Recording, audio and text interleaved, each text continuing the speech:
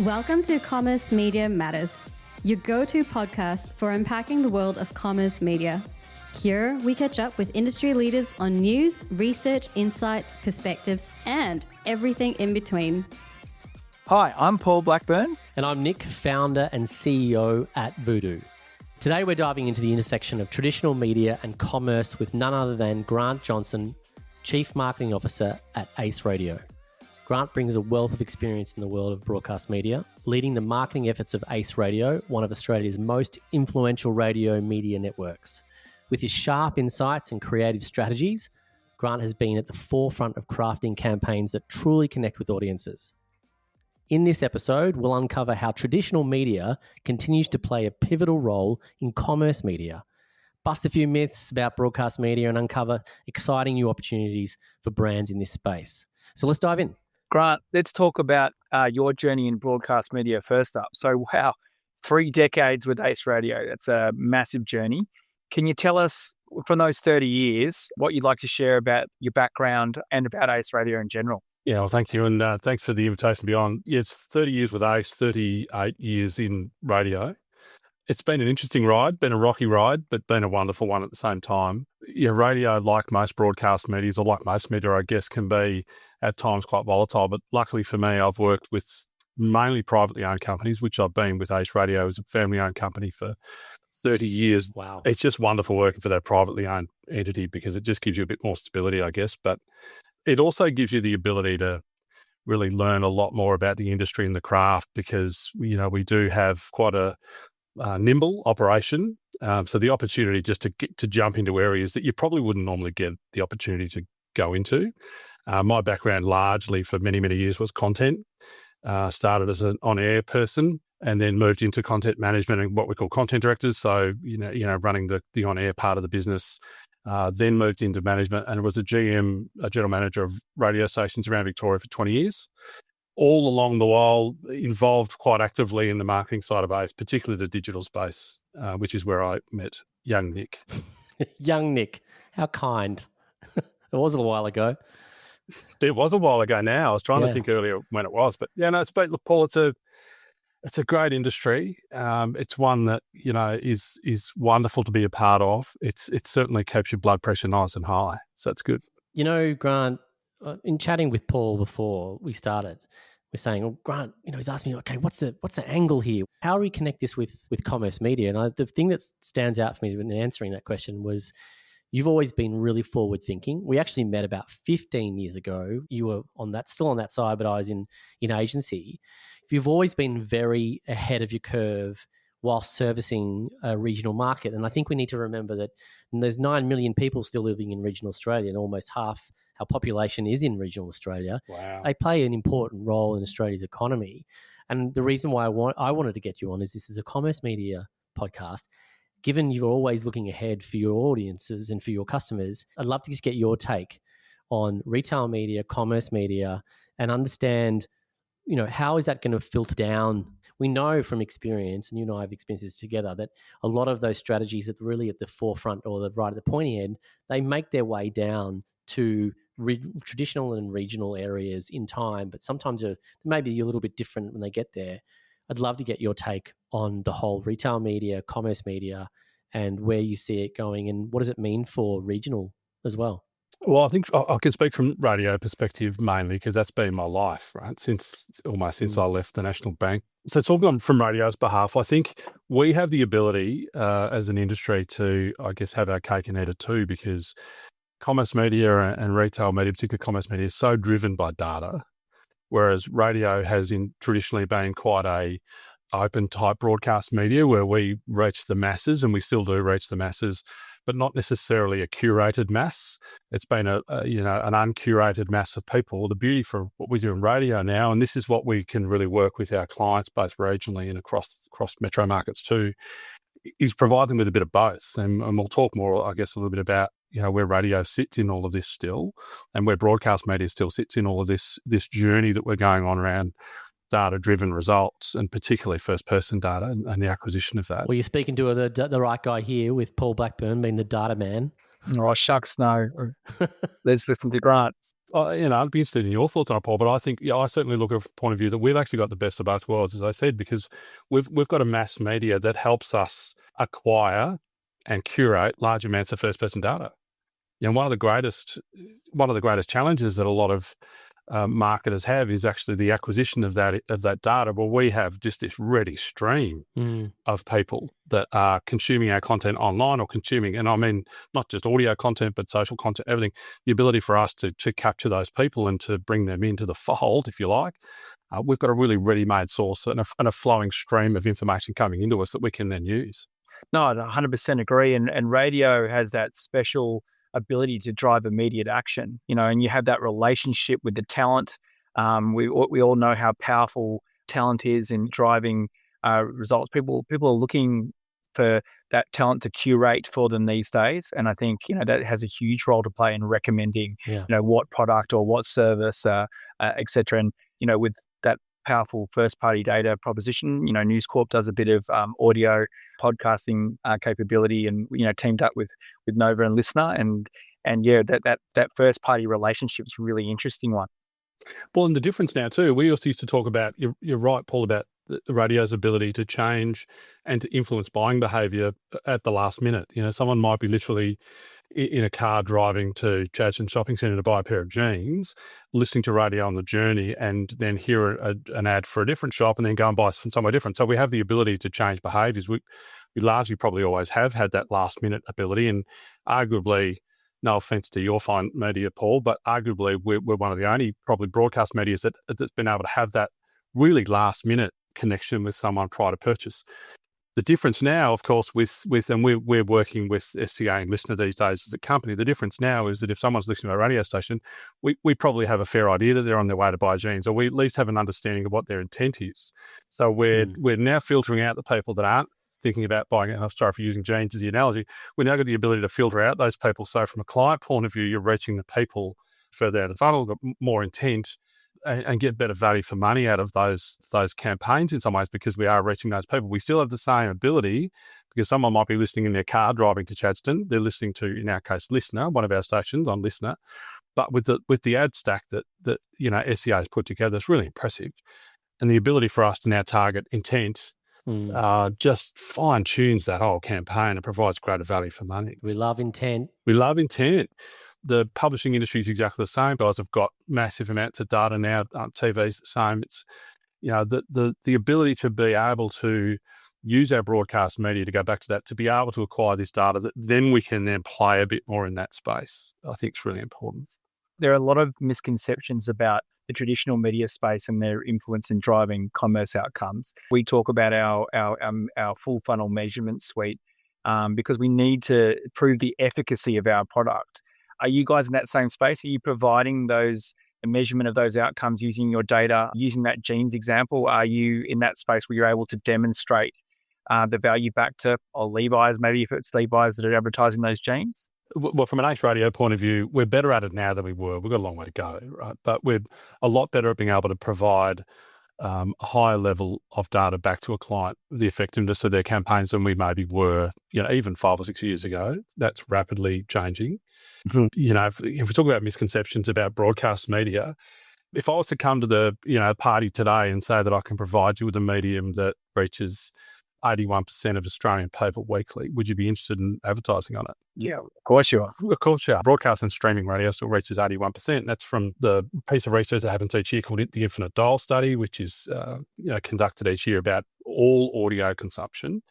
And broadcast radio still has 81%. So there's still there's still a large chunk of people that are listening to broadcast media every week. We've got the ability to tap into those people. And the misconception is, you're probably both a touch young to remember the 1979 hit video "Killed the Radio Star" by Buggles. No, I have no idea. That's just it's way beyond my years. Probably heard me say this before, Nick, but radio is the cockroach of the media industry, right? We just won't go away. We just won't die. I think it's largely because of our ability and our willingness as a medium to be really nimble and to adapt. So to go back to your point, Paul, are we providing that information and that sort of conversion data to clients? Well, yes, we are. But the confidence I have in our industry is that I know we'll get better at it because that's what we do. Mhm. We were able to adapt and change and to Adapt. make Yep. sure that we are playing in that space. The investment that's gone into, whether it be Nova Player or iHeartRadio or Listen as the primary main three, the investment that's gone into those platforms over the last few years is well in the hundreds of millions of dollars. And that's all about making sure that our industry remains relevant and our industry remains in a position where it can capture that ever-growing piece of the digital ad pie, keep playing in that space. Going back to Video Killed the Radio Star, well, that song's been proven wrong. And in fact, I'd say there's almost a renaissance for audio. I mean, from my perspective, in the AI space that I'm really interested in, there's nothing better than listening to a podcast and sort of, I guess, unplugging from social media and the rest of it. Is it not having a renaissance? Yeah, absolutely. Yeah. And podcast numbers are growing in Australia quite rapidly, and we're ahead of the US when it comes to podcast consumption. And the wonderful thing that podcasting has been able to do, and it certainly is, here we are on a podcast, right? But it certainly is something that's grabbed people's attention and provided the ability for much broader long form content to get out into the wild. But the wonderful thing it's done is it's refocused people's attentions on audio. And it's really, the amount of people that if you're in a train and you're heading into the city and you see people with, headphones on, back in the day, you would just assume they were listening to radio. Whereas now they're listening to content probably produced largely by radio companies or whether it be publishers in general. But, the audio form is just the amount of people now walking the streets. You almost hit half of them when you're driving around the city streets. Yeah. People walking and crossing streets with headphones on and really absorbed in their content. Mm-hmm. I think it's really helped. That renaissance is a great word, Paul, because it really does feel in the industry like we're onto something here. But I think if you'd have asked me 10 years ago, I would have said, I reckon this digital streaming online, we're onto something here. And that's the thing. Radio has the ability to always kind of revamp itself. And we always have that feeling of, I reckon we're onto something here. We probably were thinking that, 20, 30 years ago when digital audio and CDs came in, and we were playing them, we go even back further. So, renaissance is a good word. It's a good way of looking at it. I think it's just something that I feel really confident we're going to be able to capitalise on too. Great word, Paul. That's word for the day. If we could just bring this back down to maybe something like tangibly speaking, Grant, that convergence of using that data and new media, new thinking, and with your traditional clients, are you able to talk to any kind of use cases? Like, how are you bringing that together strategically to deliver results for existing customers? Can you talk to any specifically, if you're able to?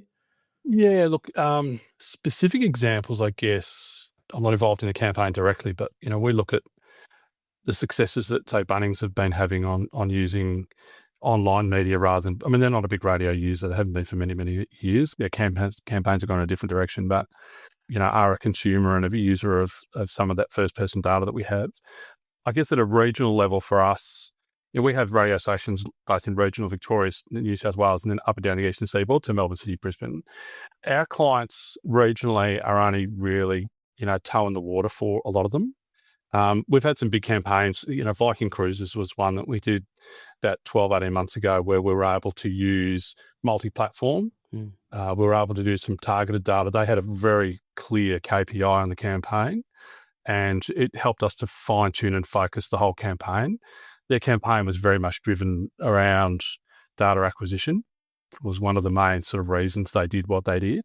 And rather than just core sales of cruises, it was about just, using us to help them obtain what they needed to obtain, and that was data acquisition program. And that was, immensely successful for both them and us. I think the campaign itself really helped us to, as I said, it was about 18 months ago, roughly. It helped us as a business to be able to understand the value of making sure that we look broader than just, the old radio phrase of running spots and dots. Yeah, right. Providing a much broader range of assets. So we can provide that, that key data back. So this is a really good example of something that worked really well for us and the client. We luckily were able to exceed their expectations at the time, which was really pleasing. Yeah, great. I think it's really interesting when you talk about a lot of the brands that you work with.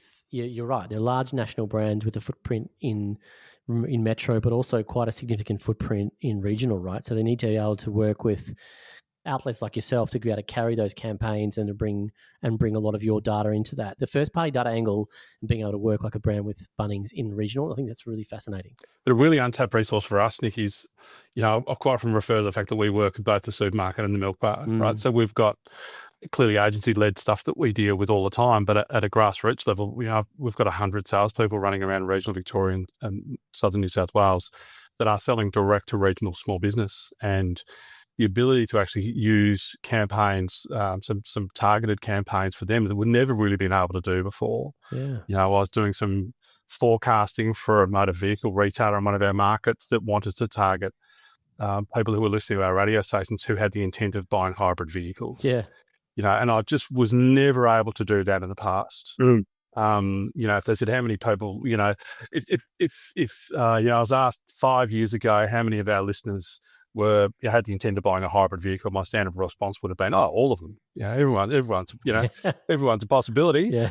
But now we can fine tune that intent out with that first person data and the biographical information we have, and we've yet to see whether that campaign actually comes off. But at least I was able to do it now. Yeah.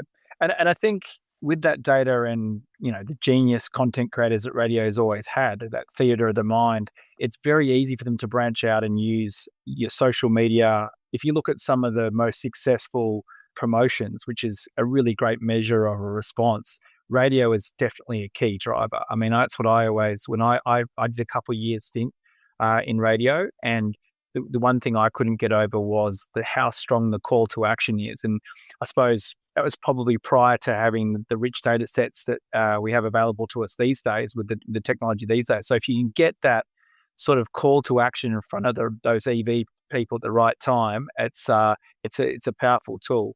Back to Bunnings, they use their in-store radio. I know Coles has got their in-store radio. That's all in the commerce media space. Any comments on those guys and how that fits into the ecosystem? In a weird way, I think that it actually contributes to the argument for audio, doesn't it?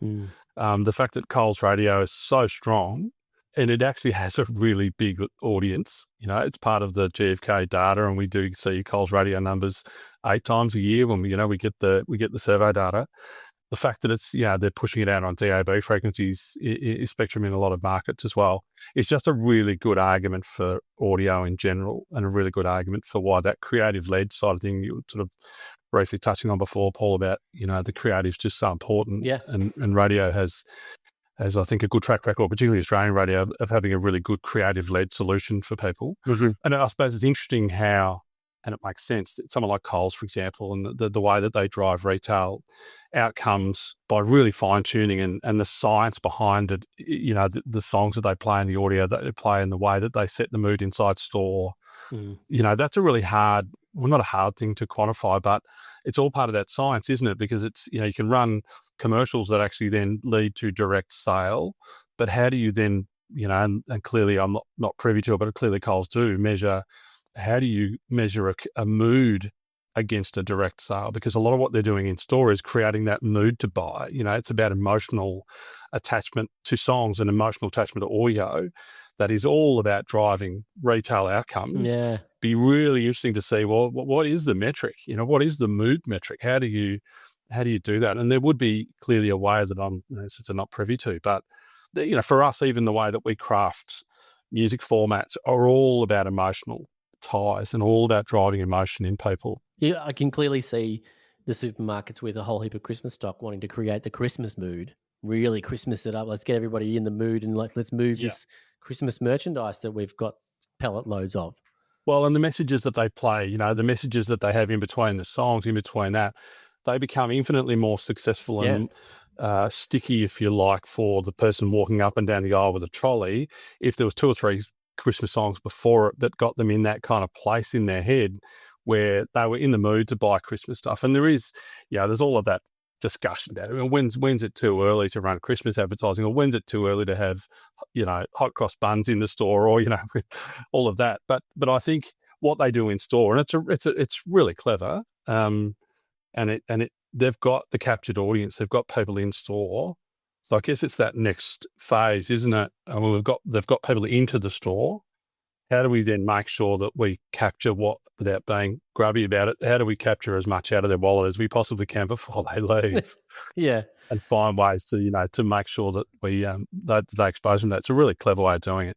And I think generally speaking, using, I remember hearing on one of your previous podcasts, about, particularly magazines and the way that, they're being used and really being driven as a great example of, how we can use existing assets. Yeah. Coles Radio is an existing thing. They have to play music in the store. It's pretty flat if they don't.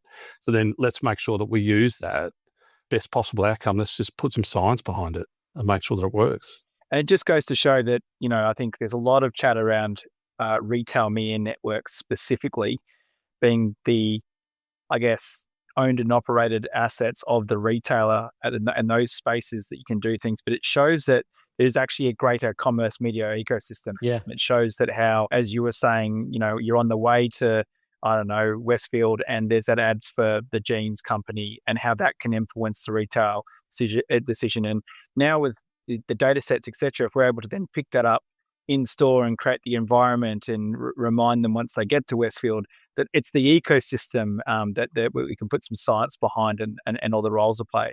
I mean, that's what's interesting to me, because I think we're being fixated now on what is immense fragmentation with these retail networks that are talking specifically about their owned retail assets. And for me, it's that broader ecosystem that's so important. Otherwise, you're talking to the same people and just shifting them from one product to the other. So how do you use Ace Radio, or how do you use News Corp assets or Seven Media Group assets to fill the top of the funnel, and then create that experience that you were just talking about in store with Coles Radio, and have that connected as a path to purchase journey. And I think that's what's really interesting about this space, is we kind of have the tools to start doing that, as you were mentioning before, Grant, the 1PD. And then and of course, for me, and I'd love to hear your views on this, is I think the infrastructure's there or getting there, and we're getting used to being able to use the data sets, but how important is the creative and the content in this whole thing? The creative is vital, and more so than ever. And I mean creative of any type of creative, not just audio, but, anything that we're pushing out at the moment. And I think now more than ever, authenticity in the creative is just so vital. I think particularly in Australia, we have I won't use the phrase I normally use, we have a higher filter for being, maybe misled or led down a path we don't want to go down. It's probably a nice way of putting it. But we certainly I think in Australia, we see through things a little bit more than potentially, whether it be in the US or in Europe. We would always, use paid actors, and a lot of that happens. But now more than ever, I think that we're starting to see through a bit of that. If we look at it from a point of view that we're trying to, particularly the broadcaster, we're trying to grab people's attention being the commodity that really we're all trading. If we don't have, that creative-led solution with any of the stuff that we do, particularly the advertising content, you're not grabbing them at the start of the whole journey. I was thinking before we were talking, Paul, it's interesting, like when you look at broadcast radio or publishing product, I'll call it traditional publishing or broadcast product, the ability to go to that mass media and grab someone's attention. And then it's almost like using all of the data-led strategies that we have down the path all the way through to point of sale and everything in between. We now have the ability to really hold someone's hand all the way through that journey and take them from grabbing their attention in a broadcast mass sort of way, but then helping them understand exactly what they need to be doing and where they need to be. And that now goes all the way through to point of sale and really post-sale, with all of the benefits of having really good first-person data post-sale. I think is, not only guaranteeing a sale today, but helping to guarantee sales of tomorrow, the day after, the month after, the year after. But to go back to your point, creative is just a vital element now, more so than ever. I think it always has been important, but it's just so important now to get that creative right. So you mentioned there in regards to the audience, and you politely maybe didn't use a phrase that I think you've used before with me, that we see through a lot of the... Can I guess it? Can I guess the phrase? Was it the bullshit meter? It's bullshit, right? Yeah, well, I hybrid. I call it a bullshitometer, but yes, it's that's perfectly fine. Thinking about that with regards to audiences, how with first party data being able to tailor these experiences and more personalized, how's that sitting with your regional audiences? Is there bullshit media going off the Richter, or is it actually landing with them? How are you seeing that? I think it's landing with them as long as it's not abused. Yeah. You know, it was interesting. I was on TikTok the other night and I saw someone who's in Melbourne who's got a little bit of a retail thing going at the moment. And her TikTok post was something along the lines of, all right, I bought from you 7 years ago. I don't need 7 texts a day telling me that you got a Black Friday sale on. So I think, yes, it's connecting with people, absolutely. But if we then abuse that relationship, they're dropping us like a hot potato instantly and unsubscribing from everything they've ever had a connection with us. The wonderful nature of first-person data and the ability for us to be able to connect with people, I think we need to remember that it is actually a two-way relationship, and that we need to make sure that if we are connecting with them, that we kind of protect that relationship a little bit and not abuse it. And I don't know about you guys, but, you know, in this time at the moment, I've certainly had text messages from businesses that I'd forgotten I'd bought something from 5 years ago, telling me that they had a Black Friday sale, which one was fine, but to get 3 or 4 within the space of 24 hours, don't know. They've just got their new CRM up and running, and they've turned all the dials on, and they're delving deep into whatever that the solutions architect said they can unlock. Well, I think as people, like as marketers and leaders in the industry, we've got to be responsible with data, because the more we abuse it, the more there's going to be distrust for the people that are using it correctly and actually using it to create better user experiences for the consumer.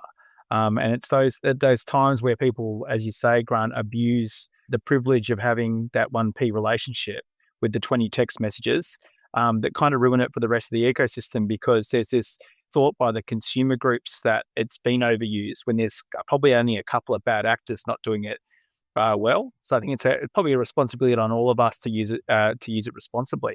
Absolutely. Yeah, look, I follow a clothing brand who I bought stuff from in the past, and I really like the way they tackle it. I'm a slightly larger man, so buying things off the rack is sometimes a bit challenging. So I follow a particular business, and they send me something every Saturday morning. And look, I'm totally cool with that, because I almost, if I don't get it, I'm sitting there at 11 o'clock Saturday wondering where it is. They haven't sent it to me yet. Yeah, right.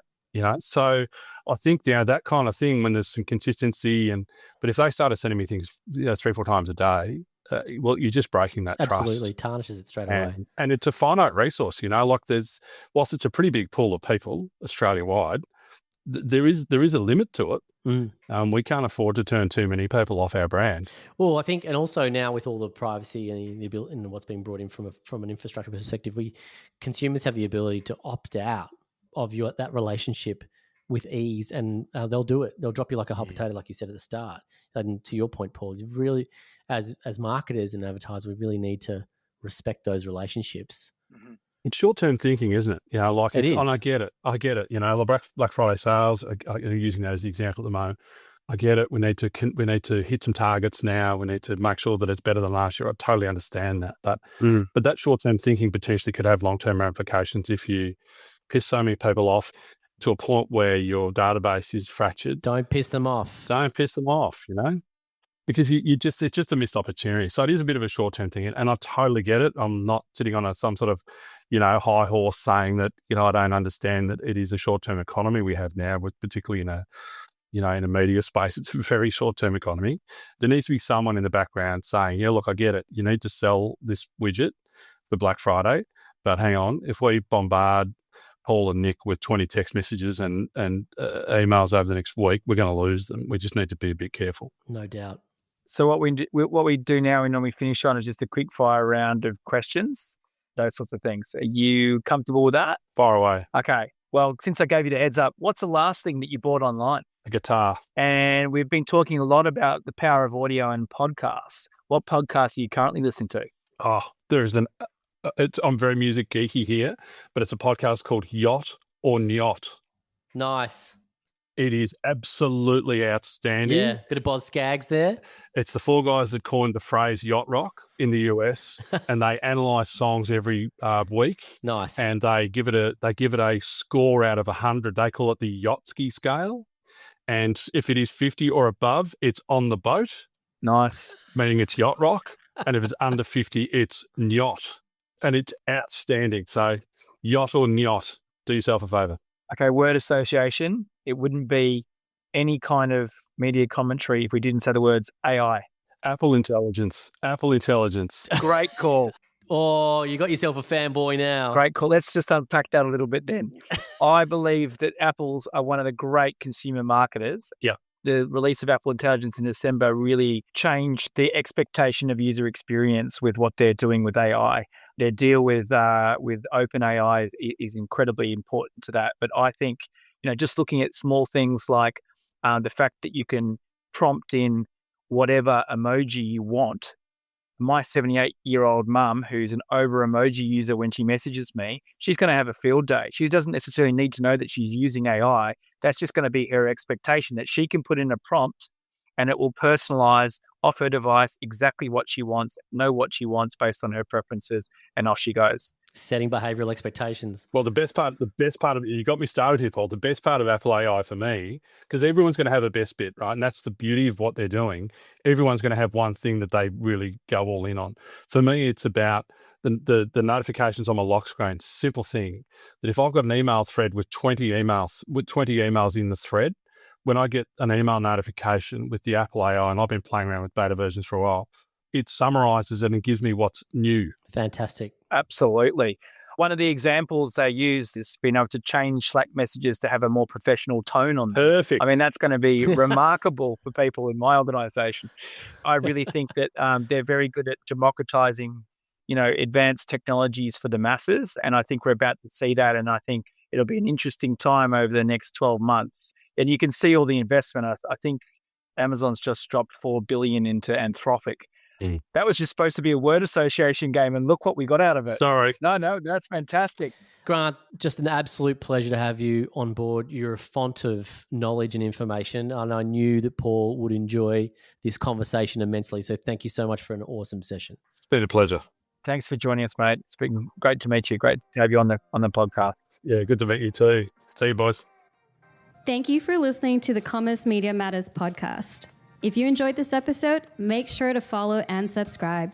We're always on the pulse of the ever-changing landscape of commerce media, ready to share the newest trends, insightful perspectives, and expert opinions with you. Until then, stay curious, stay informed, and keep making media that matters. This podcast is executively produced and edited by Priya Tahazadeh, with co-producers Sandy Ho, Meg Lirsch, and me, Rachel Fang. This podcast is recorded on the lands of the Bidjigal, Gadigal, and Wurundjeri people, and we wish to acknowledge them as the traditional owners of the land.